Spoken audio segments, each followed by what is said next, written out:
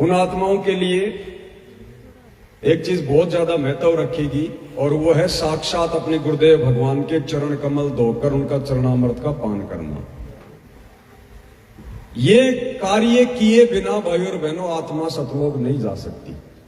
क्योंकि देखो परमात्मा इंसान रूप में धरती पर प्रकट है तो सारी आध्यात्मिक क्रिया भगत ने करनी पड़ेंगी।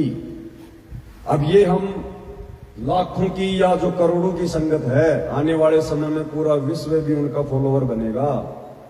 अब भाई वो किन किन आत्माओं का सौभाग्य होगा साक्षात गुरुदेव भगवान के चरण कमल धोकर चरणामृत पीने का। अब ये सबके भाग्य में तो नहीं होगा भाई कि नहीं जी, नहीं चलेगा। जब परमात्मा साक्षात है तो मानसिक रूप से फिर कैसे बात बनेगी। तो अभी हम भक्तों के ऊपर निर्भर है, हमारी श्रद्धा और भक्ति के ऊपर निर्भर है, हमारी मर्यादाओं के ऊपर निर्भर करेगा। जो आत्माएं उस प्रोसीजर को पार कर जाएंगी, उस लेवल के भगत बन जाएंगे, उनको परमात्मा ये मौका देगा। अब हमने उस लायक बनना पड़ेगा भाई। खाली भगत बनने से बात नहीं बनेगी, परमात्मा को रिझाने वाली भक्ति करने से बात बनेगी। तो ये मत सोचो कि हम साथ संगति से जुड़ गए बस हमारा तो बेड़ा पार हो ही जाएगा। हमने इस कदर अपने गुरुदेव भगवान की मेहर प्राप्त करने योग्य बनना पड़ेगा कि सतगुरु मजबूर हो जाए भगत की श्रद्धा भाव और भक्ति के ऊपर। चाहे परमात्मा उसे आश्रम में बुलाकर ये मौका दे, चाहे उसके घर पर आकर ये मौका दे, ये मालिक की मौज। लेकिन भगत ने भाई इस कदर तैयार अपने आप को करना पड़ेगा सतगुरु को रिझाने के लिए।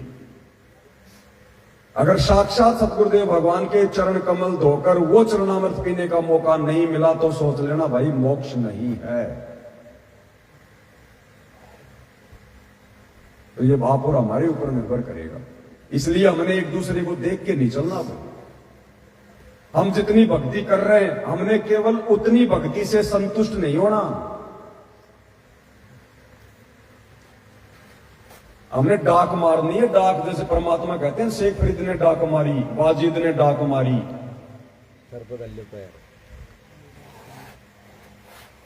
तो परमात्मा कोई ग्रुप भक्ति से प्रसन्न नहीं होता, परमात्मा तो भगत की व्यक्तिगत भक्ति से प्रसन्न होगा। हमने अंदर से भगत बनना पड़ेगा। गुरुदेव क्या कहते हैं कि वो तो अंदर से देखेगा तुम कितने भगत बने हो। बाहर से तो सभी भगत भगत भगत भगत दिखाई देंगे। मालिक कहते हैं ना कि मोटी माया सब तजे और जीनी तजे न कोई, और जीनी माया को तजे बिना कोई ना भगत होय। मोटी माया यानी बाहर जो दिखाई दे रहा है वो तो सब छोड़ देंगे, मोटी मोटी माया। लेकिन अंदर जो जीनी यानी जो सूक्ष्म माया है, जो बाहर वाले व्यक्ति नहीं देख रहे हैं, उसको त्यागना पड़ेगा जिसको सतगुरु देख रहा है। अब ये भाई देख लो फिर भक्तों ने किस कदर अपने गुरु को प्रसन्न करना पड़ेगा।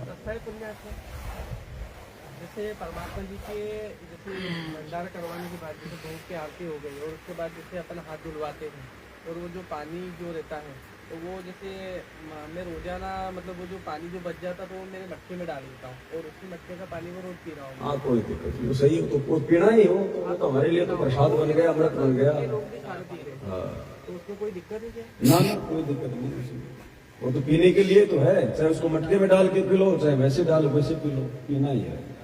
प्रसाद में तो पाप ना सके। एक बार क्या करा कि जो मेरे एक पेड़ सुखा गया था तो उसमें पत्ते सारे पीले बन गए और फिर गया था पूरा, तो वो पानी मैंने उसमें डाल दिया था तो उसमें वापस पत्ते खिल